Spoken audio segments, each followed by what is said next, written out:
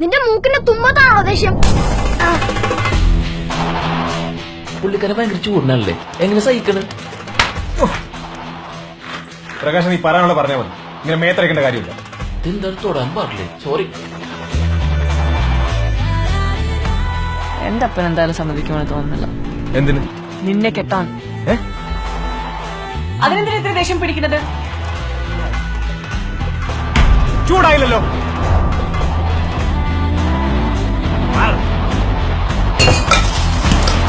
ഒരക്ഷരം മിണ്ടാൻ പറ്റില്ല. മൂക്കിന്റെ തുമ്പത്താ ദേഷ്യം.